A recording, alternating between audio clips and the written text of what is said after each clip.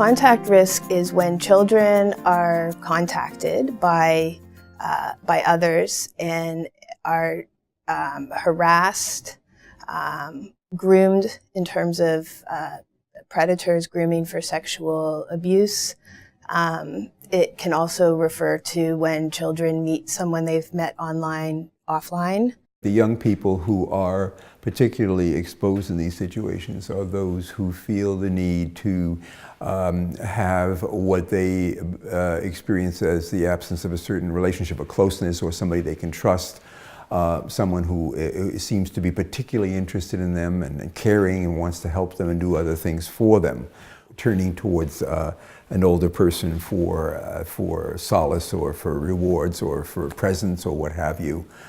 Because they have a great need for it, don't feel they get that kind of attention at home as much as they would like to. It becomes a perpetual abuse situation where someone who contacts them and maybe bullies the person into providing an image of the youth, let's say if it's an adolescent, and then uses that image to extort the youth and have them do other things, like provide more images. It leaves them completely trapped. It's the exposability, it's the vulnerability, it's the opportunity to put the data together by the people who are doing this stuff and are comfortable with doing it to actually get to those children. The risk of informing adults and losing access to the internet can seem way too much. And so children or youth will often not inform people until the situation is become incredibly concerning.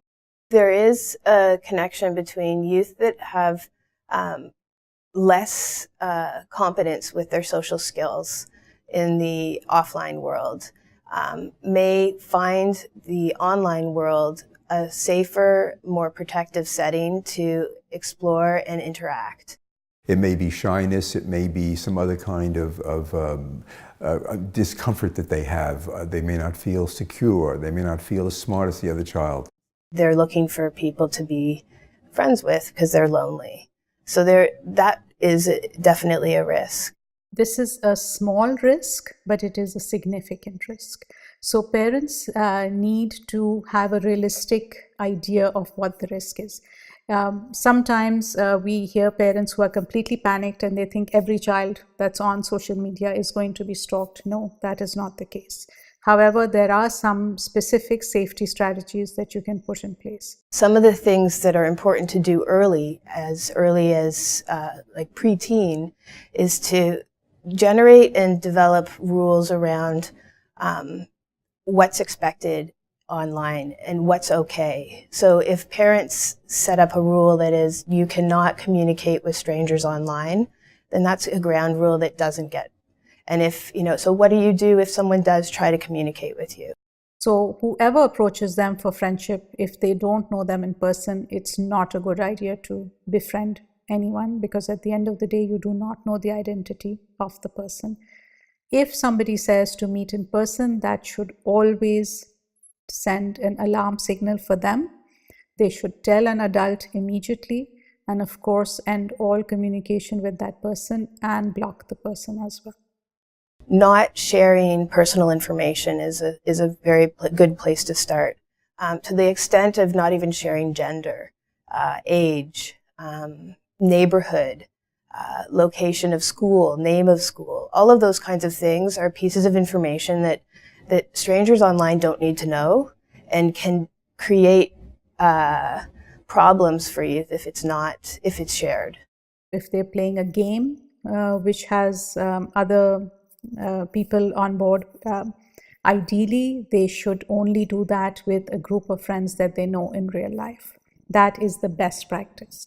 There'll be a chat box on the side of the game, and it can be really hard to ignore that. But encouraging children to either find a way to disable the chat or log off of that game and come back to it another time when the person who's been harassing them is not there. It's not that you have to sit there all the time, but that you are checking in frequently.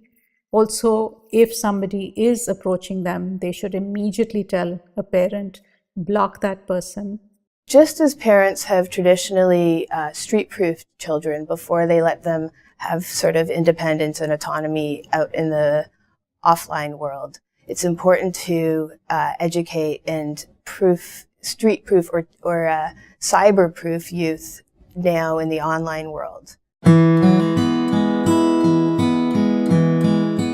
Texting sexual explicit material, whether they be photographs or text content. Children might engage in such behavior for purposes of approval from others, to get the attention of others. For a sense that they will be accepted and valued because they don't feel enough acceptance and enough self-value without doing those things. They're using social media to explore and experiment and learn about each other. Also, there's an element of the secretiveness and maybe not being discovered somehow. So doing something you're not allowed to do and getting away with it can be quite exciting.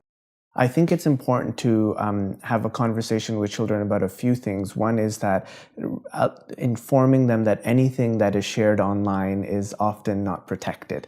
What you put up there and what you say and so forth may be there forever, in addition to circulating in ways that you don't want and you're not comfortable with. And you have to learn that you must restrict this because it can be dangerous.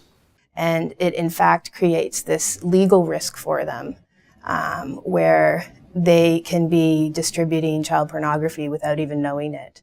It's important for parents to be able to have conversations around the legal risks and what's legal and what is illegal to do online. First and foremost, you don't want to be doing that, and I think that's a conversation that needs to be had, that this and this is inappropriate.